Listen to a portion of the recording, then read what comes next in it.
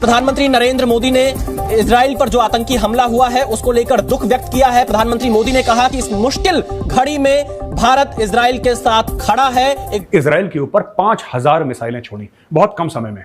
इनके घर में घुस के इनको ठोको, इनके हेडक्वार्टर्स में मिसाइल मारो, आपको जो करना है करो। पूरे 140 करोड़ भारतवासी आपके साथ खड़े हैं। इजराइल से ज्यादा नफरत करते हैं या हिंदुस्तान से? मैं इजराइल से ज़्यादा करता हूँ। सारी बात कॉन्सिक्वेंसेस नजर आएंगे। ऑब्वियसली इजराइल के पास एक बड़ी मिलिट्री पावर है, वो they will come with full force, और उसके कॉन्सिक्वेंसेस अगले कुछ दिनों में। अभी तो वो विक्टिम कार्ड शो कर रहे हैं कि हम पे हमला हो रहा है। जब वो रियल पावर में आएंगे तो फिर जब होगा, फिर दुनिया कहेगी कि फलस्तीन के साथ क्या हो रहा है। हमास और इसराइल के दरमियान जंग छिड़ गई है। हमास ने इसराइली फोर्सेस की जारहियत के खिलाफ तूफानुल अक्सा शुरू कर दिया है। अमेरिका, इजराइल और इंडिया मिलकर पाकिस्तान को घेरा डाल रहे हैं, क्योंकि अगर इंडिया इजराइल से असलहा इंपोर्ट करेगा, असलहा खरीदेगा, तो जाहिर है उसका वाहिद हदफ तो पाकिस्तान है। अगर इनको फौरी तौर पर कंट्रोल ना किया गया, यानी इजराइल को जो ताकत का इस्तेमाल है उसे ना रोका गया, और फिलिस्तीनियों को भी ये गारंटी ना दी गई कि अगर वो जहाँ पे रहना चाहते हैं वो पीसफुल तरीके से रह सकते हैं, तो मेरा ख्याल है कि रेजिस्टेंस ब्लॉक के एक्टिव होने की वजह से पूरे रीजन को और बाकी कई रीजन को भी काफी नुकसान पहुंचा। हम सब लोगों को बहुत गुस्सा आता है कि जब इस तरीके की कार्रवाइयां होती हैं कि यार एकदम रौंद के खत्म कर देना चाहिए। इनफैक्ट इस बार मैं आपसे यह रिक्वेस्ट करूंगा, आईडीएफ से, इजराइल डिफेंस फोर्सेस से, इस बार आप एक तरफा काम करके खत्म कर दीजिए इसको, जड़ से इस समस्या का समाधान कर दीजिए।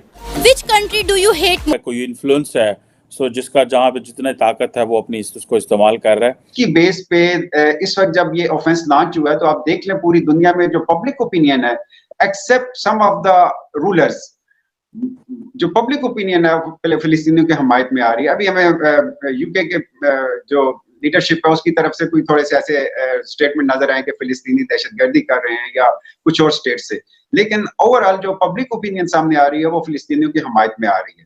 तो इस तरह के मैप दिखाने से मेरा ख्याल है कि चीजें खत्म नहीं होती, क्योंकि मोदी साहब भी इस तरह के मैप दिखा चुके हैं, बल्कि इसराइल कश्मीर को वो पक्का इंडिया का हिस्सा बना चुके हैं। अगर इस तरह मुमकिन होता तो मेरा ख्याल है अब दुनिया के नक्शे बहुत पहले से तब्दील हो चुके होते। मेरा ख्याल है कि जो यूनाइटेड नेशन चार्टर बनाया था, जो इंटरनेशनल लॉ बनाया था, कम से कम इंटरनेशनल लीडरशिप को इसकी इंप्लीमेंटेशन होने देना चाहिए। ऑपरेशन अल-अक्सा फ्लड या हमास, जो कि एक टेररिस्ट ऑर्गेनाइजेशन है, ठीक है दोस्तों, इसने इजराइल के ऊपर 5000 से ज्यादा रॉकेट फायर कर दिए, और उन्होंने बोला कि 20 मिनट के अंदर, सिर्फ और सिर्फ 20 मिनट के अंदर इजराइल के ऊपर इन्होंने 5000 रॉकेट मार दिए। कुछ लोग मारे गए, कई घर टूटे, कुछ रॉकेट उन्होंने हवा में ही रोक दिए इजराइल ने, ज्यादातर रॉकेट्स। लेकिन फिर भी इजराइल कह रहा है this is an act of war, ये युद्ध आपने हमारे ऊपर मसल्लत करा है, हमारे ऊपर लागू करा है, अब देखना हम इसका भरपूर जवाब देंगे। Israel has declared a state of war. अच्छा, ये हुआ क्यों, और ये हमास को खुजली क्या है? हमास को आखिर कोई तो खाज होगी, ये बीच बीच में ऐसे काम करते रहते हैं। देखिए, मैं आता हूं उस मेन चीज पे, हुआ क्या है। देखिए, हमास ने यह बोला है कि we decided to put an end to all crimes of the occupation. Israel ने जो भी जुल्म करे हैं, आज हम उन सबको खत्म कर देंगे, और इजराइल जो अपनी मनमानी करता है, आज वो मनमानी खत्म। ये इतने बेवकूफ हैं हमास वाले, दो कौड़ी की इनकी औकात नहीं, आतंकवादी हैं। इनको यह नहीं पता कि इजराइल से लड़के इनको सिर्फ मार खानी है। ये एक तरफा ये लड़ाई भी नहीं है दोस्तों। जो कहता है कि इजराइल के हमास से लड़ाई हो गई, वो भी झूठ बोल रहा है। ये लड़ाई नहीं है, ये पिटाई है। ये पिटाई है, क्योंकि लड़ाई क्या होता है, दोनों लड़ते हैं तब होती है लड़ाई। पिटाई एक तरफा होती है। अब इजराइल मैदान में आ गया है, ये देखना है चूहे। अभी आप देखना है चूहे कैसे भागते हैं, क्योंकि इजराइल अपने टैंक वैंक लेके, अपने सब कुछ लेके, आप देखिएगा इजराइल घुस जाएगा बिल्कुल अंदर, और एक एक करके ठोकेगा, एक एक करके निकाल के, एक एक करके निपटाएगा। और फिर ये लोग पता है क्या करेंगे? मैं बता रहा हूं दोस्तों, इजराइल का जो असली जिसको कहते हैं कि इमेज जो है, वो खराब करने का ठेका हमास ने ले रखा है। मेरी जो अंडरस्टैंडिंग है पैलेस्टीन के बारे में या मिडिल ईस्ट के बारे में, मेरा ख्याल है कि अभी ये सिर्फ 10% पावर शो हुआ है, और अभी कुछ भी उन्होंने शो नहीं किया, जितना मेरी अंडरस्टैंडिंग है।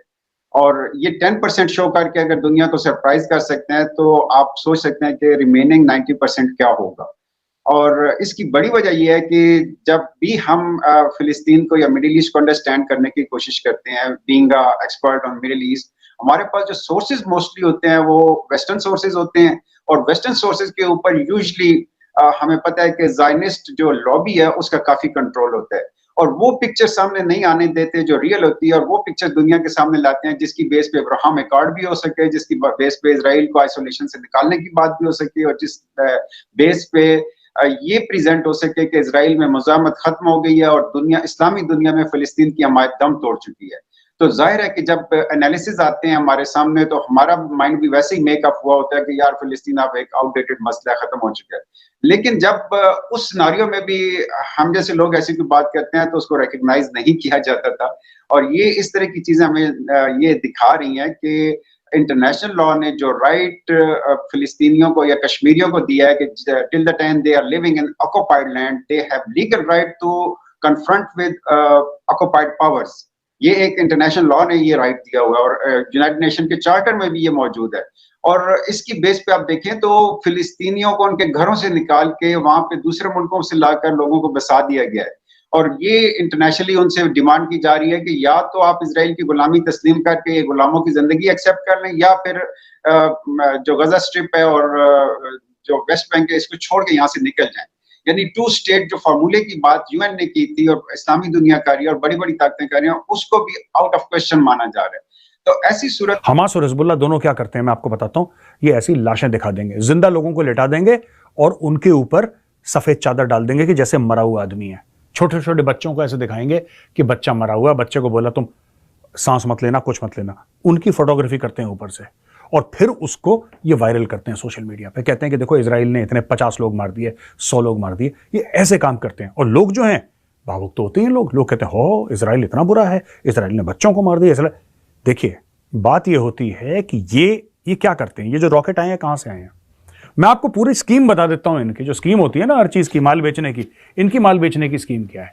इनकी माल बेचने की स्कीम यह है कि दोस्तों जितने भी रॉकेट फायर करते हैं, ये रॉकेट फायर करते हैं, जो एरिया होगा ना कहीं से तो रॉकेट टेक ऑफ करेगा, वो कोई तो उसका बेस होगा ना जहां से रॉकेट टेक ऑफ कर रहा है हवा में।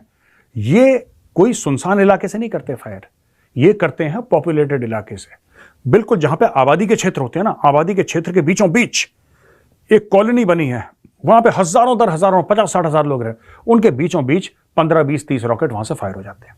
अब क्या होता है, इजराइल का जो रडार है या इजराइल का कंप्यूटर है वो रीड करते हैं कि कहां